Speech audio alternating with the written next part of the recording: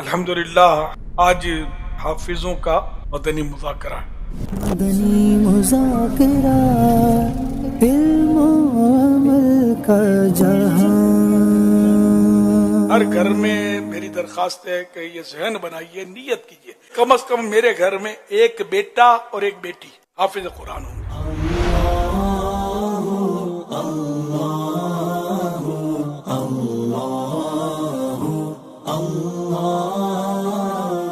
سب سے پہلے حافظ قرآن کون؟ اللہ پاک کے پیارے پیارے سب سے آخری نبی مکی مدنی محمد عربی صلی اللہ علیہ وسلم پہلے حافظ قرآن ہیں۔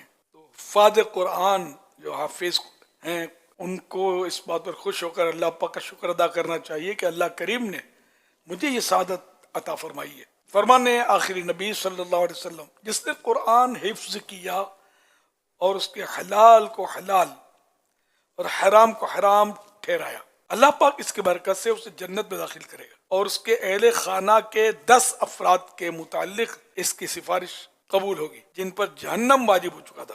یہ حافظ صاحب کی شفاعت سے نکل آئے گا اور جنت نصیب ہو جائے گی۔ تو خود حافظ کی فضیلت کتنی ہوگی۔ اپنی اولاد کو حافظ قرآن بنانا دنیا و آخرت کی سعادتیں سمیٹنے کا ذریعہ ہے۔ جس گھر میں قرآن کریم کی تلاوت کی صدائیں گونجتی ہیں وہاں اللہ پاک کی رحمتیں اترتی ہیں اور بلائیں دور ہوتی ہیں۔ اگر والدین اپنی اولاد کو حافظ قرآن بنانے کا ارادہ کر لیں تو ان کے لیے بہترین صدقہ جاریہ ہے، جبکہ انہوں نے اپنے بیٹے کو یا بیٹی کو قرآن حفظ کروایا تو ثواب کمانے کی نیت سے اپنی اولاد کو حافظ قرآن بنائیے۔ ہر گھر میں میری درخواست ہے کہ یہ ذہن بنائیے، نیت کیجیے، نیت کا ثواب ملے گا۔ کم از کم میرے گھر میں ایک بیٹا اور ایک بیٹی حافظ قرآن ہوں گے۔ سب نیت کر لیں، اس کی برکتیں انشاءاللہ بہت ہوں گی۔ ہر فرد حافظ قرآن بن جائے تو مکہ مدینہ، جب یہ حفظ کر لے تو یہ بھی نیت کر لیں گے انشاءاللہ، پھر اس کو آگے بڑھائیں گے، درس نظامی کروائیں گے۔ تو ہمارے گھر میں ایک بیٹا اور ایک بیٹی حافظ، ذہن نصیب ایک بیٹا اور بیٹی عالم یا عالمہ۔